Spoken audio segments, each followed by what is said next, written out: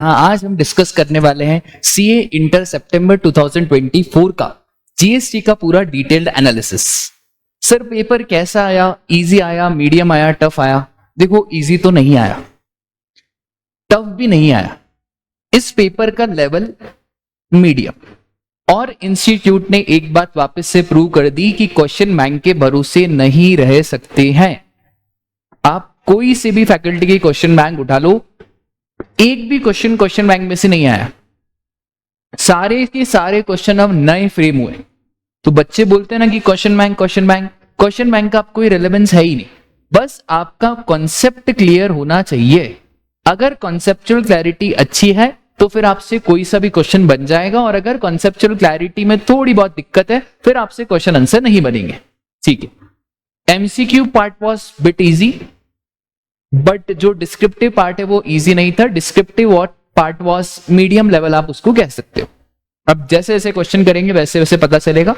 एक और एनालिसिस है कि जो नए नए टॉपिक्स हैं उसमें से इंस्टीट्यूट ने बहुत पूछा है। Accounts and records, TDS, TCS, place of supply, वो शेड्यूल 2 में नया क्लैरिफिकेशन सीबीआईसी ने ऐड करा था, to do an act, tolerate an act और रिफ्रेन एन एक्ट। ये जो नई नई चीजें ना उसमें से मोर और लेस बहुत सारा पेपर आया। तो आ जाओ भाई शुरू करते हैं। पहला क्वेश्चन है आपका केस सिनारियो नंबर 3, एमसीक्यू से शुरू करेंगे। Veena and company of Jabalpur was registered under GST under the composition scheme. याद होगा आपको composition scheme. Output supply of the firm was 10 lakh, out of which 2 lakh was supply of services. मतलब 10 लाख में से 2 लाख की सर्विसेज, 8 लाख के goods. In the preceding financial year, the firm was doing trading of taxable goods only. ठीक है, turnover of the concern was 100 lakh. तो यार एक बात हमने देखी थी कि अगर आप प्रीसीडिंग फाइनेंशियल ईयर में आपका टर्नओवर 150 लाख तक है तो करंट फाइनेंशियल ईयर में आप कंपोजिशन ले सकते हो 150 लाख रुपए तक। क्या सर गुड्स वाला सर्विसेज दे सकता है? हाँ, तो राजा दे सकता है 10% ऑफ द टर्नओवर और 5 lakh rupees whichever is higher। तो राजा 100 लाख का 10% हो गया 10 लाख और 5 लाख whichever is higher, मतलब 10 लाख तक की सर्विसेज दे सकते हैं। और हमने तो सिर्फ 2 लाख की दी है तो कोई दिक्कत परेशानी नहीं है। The firm imported the following services during August. तो पहली सर्विसेज फर्म ने इंपोर्ट करी है architect services from mister Vinod, a partner of the firm who resides in France. Import of services, import of services में सर दो बातें होती है। पहली बात, अगर कंसिडरेशन है तो ये चेक नहीं करना है कि रिलेटेड पर्सन है, बिजनेस है कि पर्सनल है। अगर कंसिडरेशन है तो वो सप्लाई बनेगा। और दूसरी बात, अगर कंसिडरेशन नहीं है तो फिर दो बातें चेक करो कि क्या रिलेटेड पर्सन या एस्टेब्लिशमेंट आउटसाइड इंडिया है। पहली बात ये चेक करो, और दूसरी बात ये चेक करो कि क्या बिजनेस यूज के लिए लिया है या नहीं। तो भाई architect services for 1 lakh, set services boss paid. तो भाई कंसिडरेशन है ना, इसका मतलब क्या ये सप्लाई बनेगा? हाँ राजा ये सप्लाई बनेगा। दूसरी बात, management consultancy services from mister Lal, a renowned lawyer in Sweden who was ex employee of the firm. राजा रिलेटेड पर्सन में एम्प्लॉयर और एम्प्लॉय तो आता है पर ex employee is not a related person. तो क्या ये ट्रांजैक्शन शेड्यूल 1 में कवर होगा? सर ये ट्रांजैक्शन शेड्यूल 1 में कवर नहीं होगा। दूसरी बात, value of said services was 3 lakh even though it was used in furtherance of business but consideration was not paid। तो भाई जब कंसिडरेशन ही नहीं है तो फिर दो बातें देखनी पड़ती है, एक तो बिजनेस और दूसरा रिलेटेड पर्सन। पर सर ये तो रिलेटेड पर्सन ही नहीं है, तो जब रिलेटेड पर्सन ही नहीं है तो ये सप्लाई नहीं बनेगा। ठीक है, आ जाओ भाई। Aggregate turnover of the firm cross the limit of 150 lakh on 25/9 from which date the firm was liable to pay the tax under regular scheme. All the amount are exclusive of taxes. पहला question, tax liability of Veena and company for the month of July. भाई basic बच्चों जैसा question है। Composition scheme, composition scheme में आपको rate याद होना चाहिए। सर 1% का रेट रहता है तो 10 लाख रुपए, 10 लाख का 1% हो जाएगा हमारा 10,000। तो इसका करेक्ट आंसर है हमारा option number C. Simple question. Import of services that will be treated as supply. भाई इंपोर्ट ऑफ सर्विसेज में सेकंड वाला सप्लाई नहीं होगा, पर ये जो 1 लाख रुपए वाला है ये हमारा सप्लाई हो जाएगा। तो ये जिस भी बच्चे की कॉपी है उसने गलत करा है, इसका ऑप्शन आ जाएगा option number B. Veena and company will be eligible to claim ITC on stock and capital goods as. तो राजा जिस दिन आप कंपोजिशन स्कीम में आए, मतलब जिस दिन आपने कंपोजिशन स्कीम ऑप्ट आउट कर लिया और नॉर्मल स्कीम में आ गए, तो इसके एक दिन पहले जो भी स्टॉक रहेगा, जो भी कैपिटल गुड्स रहेगा, उसका आपको आईटीसी मिल जाएगा। तो एक दिन पहले मतलब 24/9। तो भाई राजा 24/9 को आपको मिल जाएगा क्या, आईटीसी। इस बच्चे ने ये वाला क्वेश्चन गलत करा है, ठीक है, हो गया सिंपल क्वेश्चन। सर इसमें पूरे नंबर आ सकते हैं? हाँ भाई, अगर कॉन्सेप्ट क्लियर हो तो पूरे नंबर आ सकते हैं, कोई बड़ी बात नहीं है। इनफैक्ट अगर कोई बच्चा कुछ ना भी पढ़ के जाए और उसके कॉन्सेप्ट क्लियर हो तो वो सीए के एग्जाम में पास हो सकता है। और वो बच्चा जिसने बहुत रट्टे मारे हैं, बहुत कुछ पढ़ा है, 12-12 घंटे पढ़ा है, वो एक बार फेल हो सकता है अगर उसके कॉन्सेप्ट क्लियर ना हो। आ जाओ भाई। Pawan was engaged in providing various services with in the state of Rajasthan. His aggregate turnover crossed threshold limit on 4/7. He applied for registration on 2 August. He got registration on 10 अगस्त. याद करो रजिस्ट्रेशन चैप्टर। अगर हम 30 दिन के अंदर अंदर रजिस्ट्रेशन के लिए अप्लाई कर देते हैं तो जो हमारा रजिस्ट्रेशन सर्टिफिकेट है वो उस डेट से इफेक्टिव हो जाता है जिस दिन हमने थ्रेशोल्ड लिमिट क्रॉस करी। तो राजा 4/7/2023 को थ्रेशोल्ड क्रॉस हुआ, इसके 30 दिन तो जुलाई में होते हैं 31 में से 4 गए 7 और अगस्त में हो गए हमारे और 4, मतलब 4 अगस्त तक अप्लाई कर देना था। आपने तो जल्दी अप्लाई कर दिया, तो आपका रजिस्ट्रेशन कौन सी तारीख को इफेक्टिव हो जाएगा? 4/7/2023 को आपका रजिस्ट्रेशन इफेक्टिव हो जाएगा, ठीक है। पहला क्वेश्चन शायद यही है। देखो, effective date of registration is 4/7/2023। Question पढ़ते से ही समझ में आ जाएगा कि इंस्टीट्यूट क्या क्वेश्चन पूछेगा, ठीक है।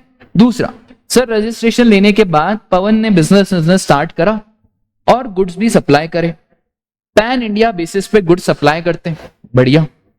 दिल्ली से इनको ऑर्डर आया जहां पे टैक्सेबल गुड्स 45,000, जीएसटी का रेट 12% और also supplied certain exempt goods valuing 4,000. He made one invoice for taxable as well as exempted supply. भाई साहब ने टैक्स कंसल्टेंट से पूछा कि ई वे बिल बनाना है या नहीं। टैक्स कंसल्टेंट ने बोला कि भाई ई वे बिल डिपेंड करता है कंसाइनमेंट वैल्यू ऑफ गुड्स। अगर कंसाइनमेंट वैल्यू ऑफ गुड्स 50,000 से ज्यादा है तो आपको ई वे बिल बनाना पड़ेगा। कंसाइनमेंट वैल्यू ऑफ गुड्स में सीजीएसटी, एसजीएसटी, आईजीएसटी तो जोड़ा जाता है, पर जो एग्जेम्प्टेड गुड्स की वैल्यू है उसको नहीं जोड़ा जाता है। तो राजा 45,000 प्लस 12% एग्जेम्प्टेड गुड्स को आप हटाओ तो यार 45,000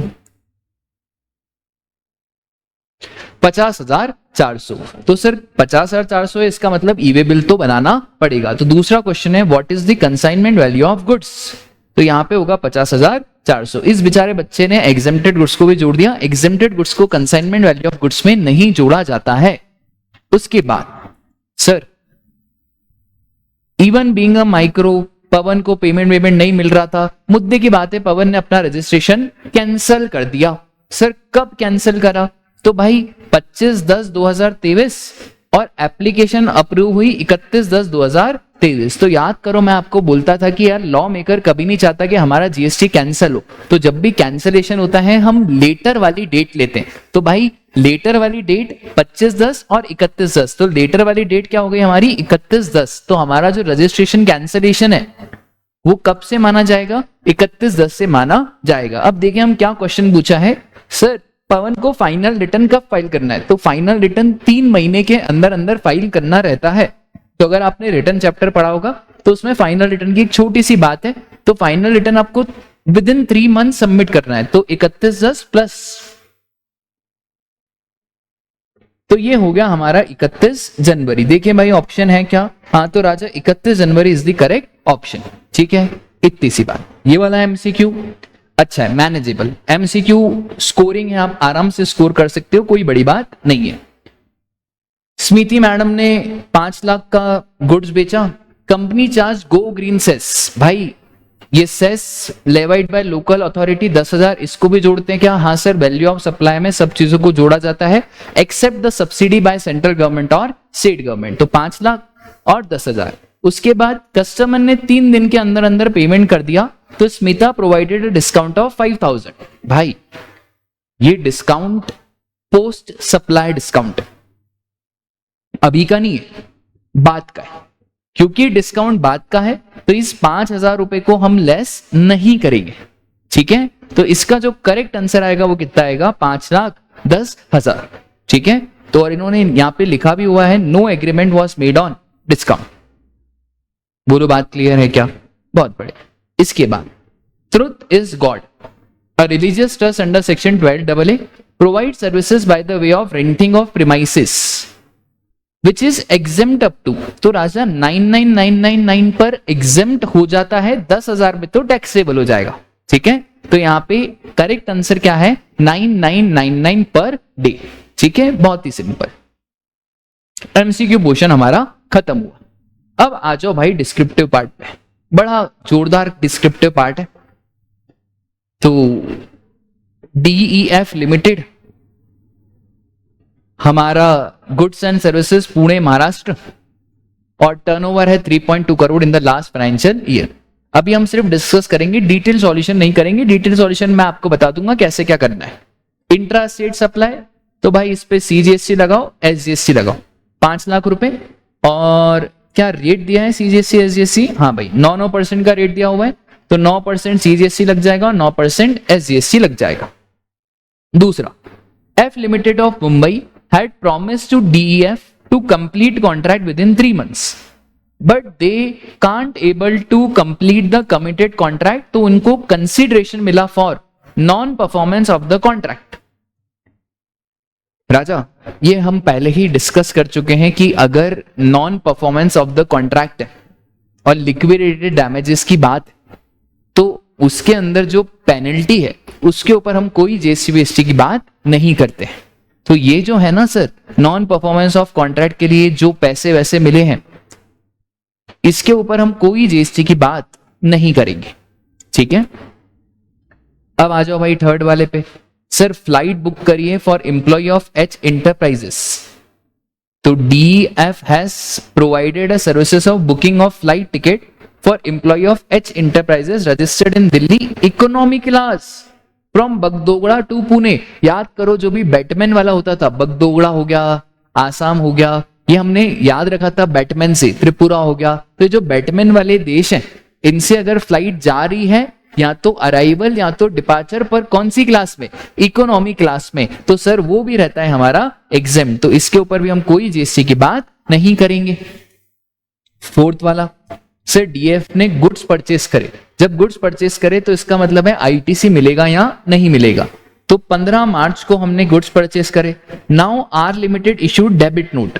राजा हमेशा याद रखना last date to avail ITC, याद है आपको last date to avail ITC 30th November of the next financial year और filing of annual return date whichever is earlier. वहां पे मैं आपको बोलता था कि राजा जो हमारे डेबिट नोट की डेट है ना उसको अलग माना जाएगा और जो गुड्स की सप्लाई की डेट है उसको अलग माना जाएगा। इसका मतलब है डेबिट नोट की डेट क्या है, 15 जनवरी 2024। क्या ITC मिल जाएगा? हाँ सर, हम तो खड़े ही कहाँ हैं, जनवरी 2024 में, तो आपको ITC मिल जाएगा, कोई दिक्कत की बात नहीं है। मतलब ये वाली जो डेट है ना 15 मार्च, दिस इज इररिलेवेंट, इसको देखने की जरूरत नहीं है।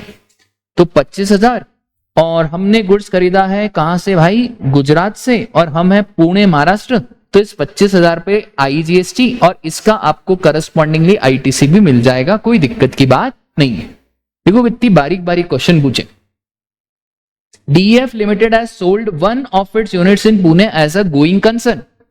सर अगर हम पूरा का पूरा business as a going concern बेच देते हैं तो वो भी हमारा एग्जेम्प्ट रहता है, उसके ऊपर भी GST की बात नहीं होती है, तो ये भी क्या है सर, एग्जेम्प्ट। उसके बाद सर Y को सर्विसेज दी है for business exhibition organise in Dubai. तो मैंने आपको बोला था कि सर अगर बिजनेस एग्जीबिशन इंडिया के बाहर हो रहा है और उसके लिए अगर कोई भी सर्विसेज मिली है तो राजा वो भी हमारा क्या होता है, एग्जेम्प्ट। बहुत बारीक बारीक पॉइंट है जो आपको ध्यान रखना।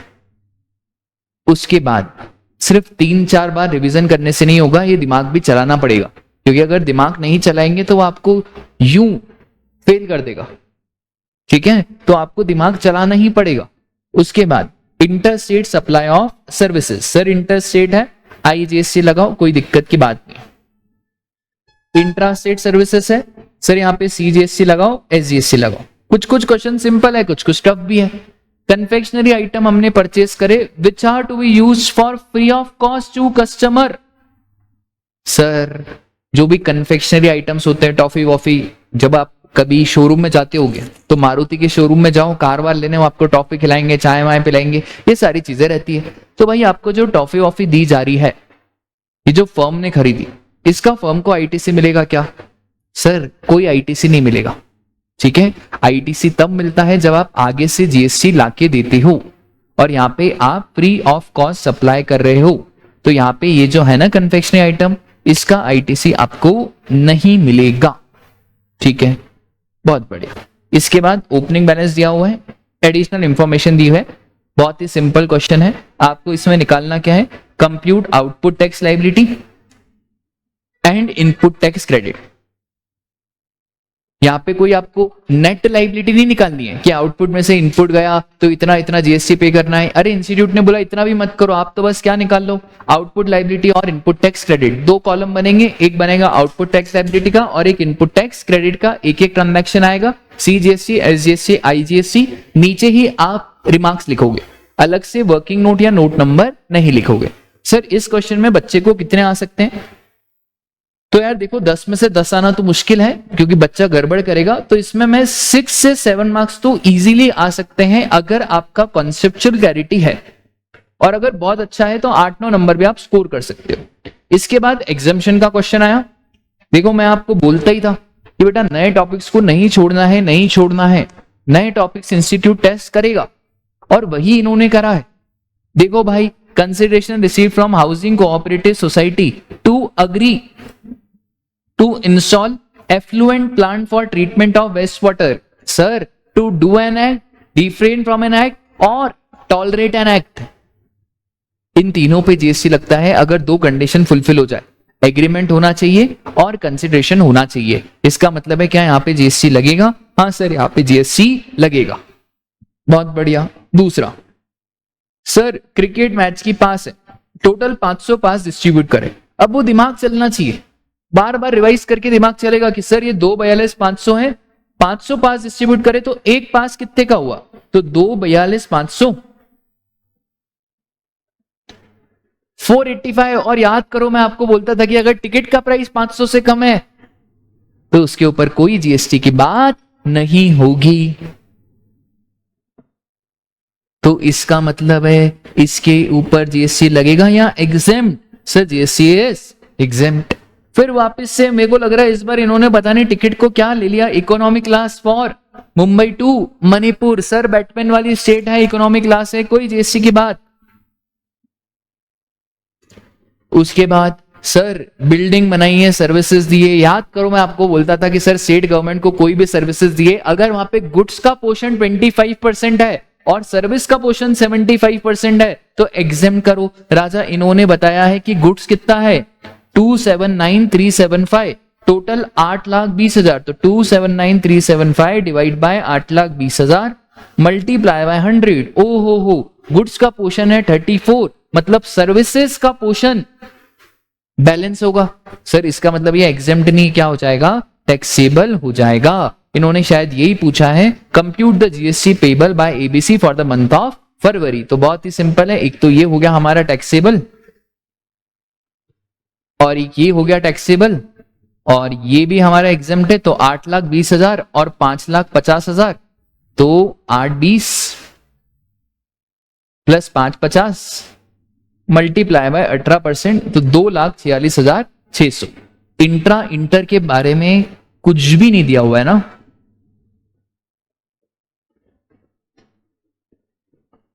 अच्छा, तो ये बोला हुआ है all are intra state supply. तो राजा ये जो आया ना हमारा 246, इसको डिवाइड बाय 2 कर दो, तो 1,23,300 CGST एंड 1,23,300 SGST। बड़ा ही सिंपल क्वेश्चन। अब आ जाओ भाई 6 वाला, कंपोजिशन। मैं बार बार क्लास में बोलता हूं भाई बहुत साल हो गए इन्होंने कंपोजिशन पूछा नहीं, अब इन्होंने पूछ लिया। ये ऐसे ही करते हैं, अगर किसी भी टॉपिक को बहुत टाइम से टच नहीं करा है तो फिर ये टच जरूर करेंगे। भाई mister T is a registered dealer of Andhra Pradesh, machinery बनाते, aggregate turnover is 1.32 crore. Sir 1.5 crore तक आप कंपोजिशन ले सकते हो, कोई दिक्कत की बात नहीं है। It was the first year so they were not providing any services. अच्छा 23-24 से इन्होंने सोचा कि यार हम सर्विसेज भी दें। याद करो मैंने आपको बताया था कि सर कंपोजिशन वाला सर्विसेज दे सकता है पर वहां पे एक लिमिट है, 10% of the turnover in the state और 5 lakh rupees whichever is higher. तो भाई 1.32 करोड़ का 10%,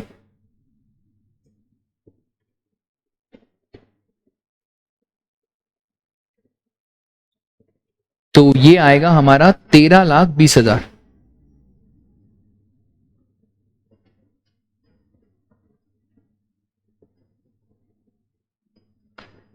और 5 lakh rupees whichever is higher, मतलब 13,20,000 रुपए की हम सर्विसेज दे सकते हैं, कोई दिक्कत की बात ही नहीं है। इन्होंने कितने सर्विसेज दिए भाई? 6.25 लाख। ठीक है, कोई प्रॉब्लम नहीं है। सर इन्होंने रॉ मटेरियल दूसरी स्टेट से खरीदा है, चलेगा। कंपोजिशन वाला दूसरी स्टेट से खरीद तो सकता है, इंटर स्टेट परचेसेस अलाउड, बस दूसरी स्टेट में बेच नहीं सकता। ठीक है, तो क्या कंपोजिशन वाला ये इंटर स्टेट खरीद सकता है? हाँ सर खरीद सकता है, कोई दिक्कत की बात नहीं है। ठीक है, क्या कंपोजिशन ऑप्ट कर सकते हैं? हाँ भाई कंपोजिशन ऑप्ट कर सकते हैं, कोई दिक्कत की बात नहीं है। अगला प्लेस ऑफ सप्लाई का क्वेश्चन है। गरिमा है permanent resident in Bhavnagar. Place of supply में मैं आपको कितनी बार बोलूं कि एग्जाम में वो अमेंडमेंट पूछता ही पूछता है। वो आ गया 10(1) CA और एडवर्टाइजमेंट वाला अमेंडमेंट, तो वो 10(1) CA। देखो भाई 10(1) CA क्या बोलता था कि सर अगर हमारा अनरजिस्टर्ड पर्सन को सेल करा है और उसका एड्रेस अवेलेबल है तो प्लेस ऑफ सप्लाई हो जाएगा उसका एड्रेस। अब एड्रेस में सिर्फ स्टेट भी अवेलेबल होगा तो भी चलेगा। यही है भाई, गरिमा भावनगर में रहती है, कार की डिलीवरी ली है, address of Garima is recorded in the invoice issued by Kiara Motors mentioning only the, क्या चलेगा क्या? हाँ सर नेम ऑफ स्टेट है तो भी चलेगा। तो यहाँ पे प्लेस ऑफ सप्लाई हो गया हमारा गुजरात। सिंपल, 2 मार्क्स का क्वेश्चन है। इसके बाद एडवर्टाइजमेंट। एडवर्टाइजमेंट में याद करो 2 बातें होती है कि प्योर एडवर्टाइजमेंट है कि आपने इमूवेबल प्रॉपर्टी को खरीदा है, राइट पे लिया है। तो अगर इमूवेबल प्रॉपर्टी को आपने राइट टू यूज लिया है तो फिर उस केस में हम सेक्शन 12(3) लगाएंगे जो हमारा इमूवेबल प्रॉपर्टी की बात करता है। और अगर प्योर एडवर्टाइजमेंट है तो फिर हम जनरल सेक्शन लगाएंगे, सेक्शन 12 सबसेक्शन 2। तो आ जाओ भाई, आकार एडवर्टाइजमेंट रजिस्टर्ड पर्सन है, क्या चाहते हैं भाई? ये प्रोडक्ट को डिस्प्ले करना चाहते हैं।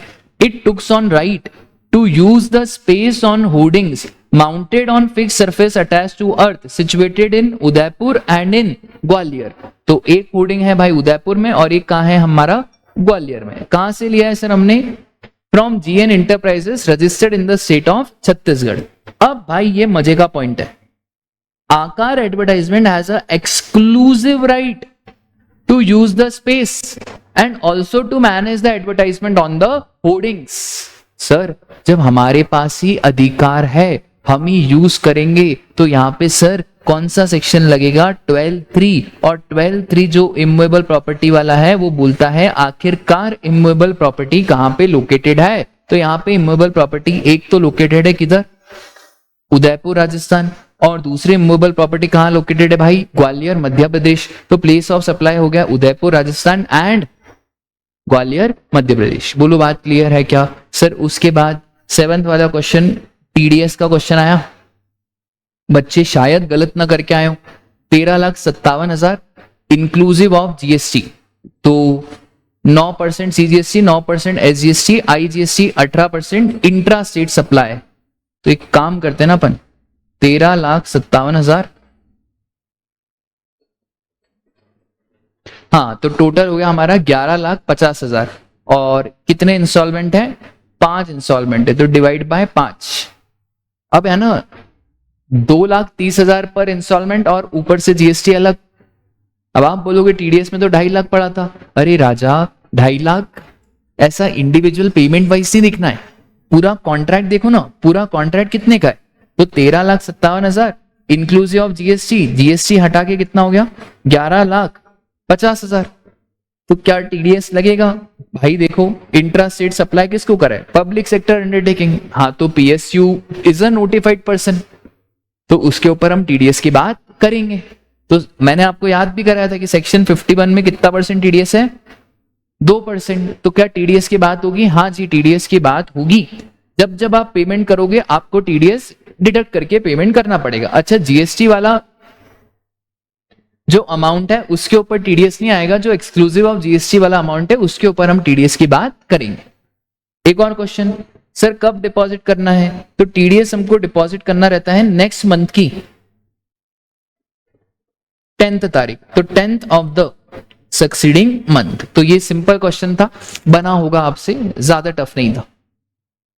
अब इन्होंने है ना बच्चों की जो मजे लिए वो लिए अकाउंट्स एंड रिकॉर्ड्स में। Accounts and records, TDS, CCS, place of supply, ये चैप्टर बच्चे छोड़ के जाते हैं। अकाउंट्स एंड रिकॉर्ड्स में बच्चा बोलेगा इसमें से क्या पूछेगा? देखो, जो अनइंपॉर्टेंट है वही इंपॉर्टेंट है। अकाउंट्स एंड रिकॉर्ड्स में से इतना सिंपल क्वेश्चन आया, पर अगर आपको याद होगा तो आपको नंबर मिलेंगे, पर अगर आपको याद नहीं होगा तो फिर भूल जाओ, 5 में से आपको 0 नंबर मिलेंगे। तो every registered person shall keep separate account for work contract, list the details to be maintain. Pure theoretical question सबकी किताब में मिल जाएगा, मॉड्यूल में मिल जाएगा, सब मिल जाएगा, बस शर्त ये कि आपको याद होना चाहिए।